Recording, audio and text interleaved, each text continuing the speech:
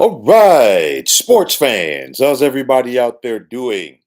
William Martin coming at you one more time here on YouTube with another edition of the 300 Pounds of Sports Knowledge Podcast. Well, folks, the regular season in the National Basketball Association is officially over. But just before we can leapfrog to the official start of the postseason in the NBA, we got to get the play-in tournament out of the way, and of course, four teams in both the East and the West are going to be vying for two positions in each conference. So I want to start off with the Eastern Conference, as you got the last two teams in this field. You got the ninth seeded Chicago Bulls set to host the 10th seeded Miami Heat. And of course, for the Bulls and the Heat, each one of them, they finished this season with a losing record. But nonetheless, hope springs eternal. But nonetheless, when they do get it on this week, these two clubs who have met several times over the years in the play in, for one of them, they're going to be cleaning out their lockers after this contest. So, as Miami is set to go on the road in this one on Wednesday, and they are a slight underdog as of right now, their big guys got to get it going in this one. And I think the likes of Tyler Harrell, I'm going to start with him. He needs to go out there and hit a couple of shots early to try to take this crowd at the United Center out of the game. You've also got Bam Bam Adebayo and you've got Andrew Wiggins. Can these guys really step up and propel Miami into that win or go home game against the loser of the Atlanta Orlando contest? We've got to wait and see. But you look at the Chicago Bulls, they are playing some good basketball right now. They won six out of their last seven to finish the regular season, which included a win over Miami. Now, you look at the Bulls and they could come at you from different angles, but one guy to keep an eye out for is Kobe White, because Kobe White has the potential to go off and get going. And if Kobe White hits a couple of big shots, it's going to ignite this team and it's also going to ignite the Bulls fan base at the United Center. I like the way that Josh Giddey has been playing since coming to Chicago. Kevin Herter coming over in that trade with the Kings as well. Also, Nikola Vujacic as well as Patrick Williams. And Billy Donovan has this team ready to play. And I think Chicago gets out of this game and they end the season for the Heat.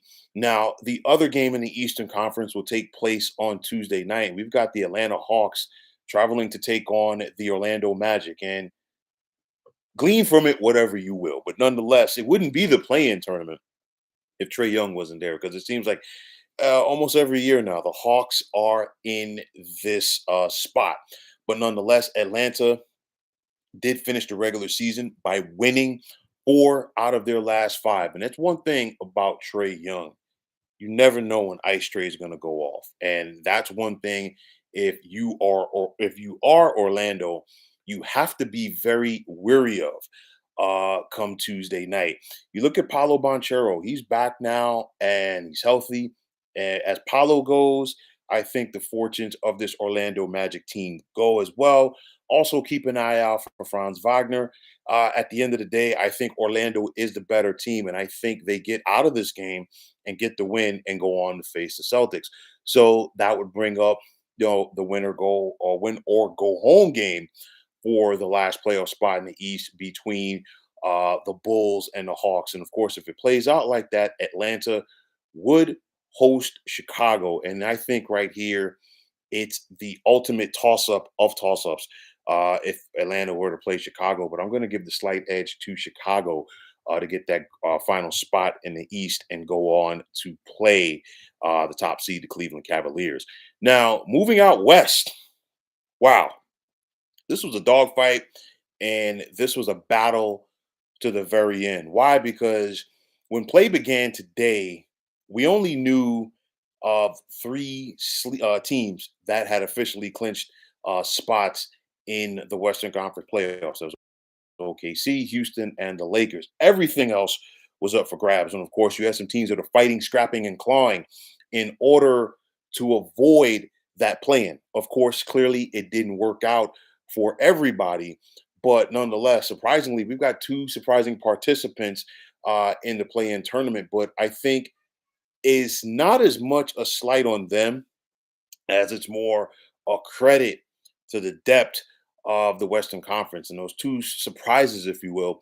You got the Golden State Warriors and the Memphis Grizzlies, and of course, they're set to meet this Tuesday night in San Francisco. Now, of course, one of them they're going to win this game and they're going to move on. The other one will still have another opportunity to move on, but nonetheless, you look at Memphis, and it's one of those where they didn't play well coming down the stretch, especially after they fired their head coach Taylor Jenkins. But I look at this game like this: this is the ultimate wild card, and the reason why I bring it up is you got Ja Morant for the Grizzlies, and of course you got Steph Curry for the Golden State Warriors. And each one of these guys, they get in the zone and just simply pull up a chair, get some popcorn, get a drink, and just watch the show. Okay, if Ja gets going and he can get the ball to the likes of Jaren Jackson and Desmond Bain, definitely advantage Memphis. For me, on the other side, we know what Steph Curry can do, especially when he's on center stage. My big thing is he's got a tag team partner now, once again, this time in the form of Jimmy Butler. We saw Jimmy Butler get injured toward the end of today's loss at home against the Clippers, but nonetheless, will playoff Jimmy appear? And of course, we've seen Jimmy Butler in the playoffs. He's a different breed, okay, when he gets going, whether it was with the Bulls, the Sixers, or of course, most infamously, the Miami Heat, as he led them to a pair of Eastern Conference championships. Jimmy, like I said, in the postseason is a guy who basically punks people and takes their lunch money. And that's the guy that you want covering your better wing players this time of the year. I think this is going to be a battle because both of these teams want to find a way to get in. Golden State is favored by 7.5 at home, but nonetheless, do not sleep on these Memphis Grizzlies. But when it's all said and done, I'm going to take the Warriors to win this one and set up a showdown in the first round of the playoffs against the Rockets. And then the other scenario for the play in the Western Conference. You got the 9-10 matchup that's set to take place on Wednesday as you have the Dallas Mavericks clashing with the Sacramento Kings. And of course, one of these teams, uh, their brutal season, if you will, is going to come to an end come Wednesday night. When you think about the Dallas Mavericks, clearly, unless you have been hiding under a rock, you know how everything has gone south for the Mavericks ever since the trade of Luka Doncic. And then on the flip side for the Kings, of course, we know that they fired Mike Brown, but nonetheless, with this expanded postseason, they still have an opportunity to get there. So Dallas's hopes hinge on the health of Anthony Davis. And if Anthony Davis is healthy and at the top of his game, clearly the Mavericks have themselves a huge chance to advance. But of course, AD has been unable to stay healthy. We know that scenario. We've heard that song so many times. And I think Sacramento needs to go out there and take advantage of that. You got Zach Levine. You've got DeMar DeRozan. You've got DeMontis Sabonis. And you've got Keegan Murray. And the bottom line is Dallas simply don't have the bodies to slow Sacramento down. I know that the Kings are favored by 4.5 in this one. I think Sacramento wins by double figures at home in this one to set up a meeting with the Memphis Grizzlies. But when it's all said and done, I'm going to take the Grizzlies. I'm going to put them in that eighth slot ahead of Sacramento so they can have themselves a date with OKC in the first round, which I think would be a very intriguing season. But nonetheless, this is what the NBA wants: an additional game or two for some of these teams, a college like atmosphere, if you will, for the NBA, kind of like March Madness here in the month of April. But nonetheless, let's see who has what it takes to advance and get to the playoffs. But folks, that's going to wrap it up. And as always, I want to take this time out to thank each and every one of you for tuning into the 300 Pounds of Sports Knowledge podcast here on YouTube. And I want to take this time out to thank all of you fine folks out there for tuning in. And if you haven't already, please feel free to like this page as well as, or like this podcast rather, and subscribe to this channel. Now, also, if you're on the X, formerly known as Twitter. Please feel free to follow me at 300 Pounds of Sports. And like I always say, if you follow me, it will be my pleasure to follow you right back. There's also the sports discussion group on Facebook at the Sports Depot 365, and you can check it out. Drop a line and be a part of one of the better sports debating sites going on social media. So, once again, fine folks, my name is William Martin, and I'm signing off.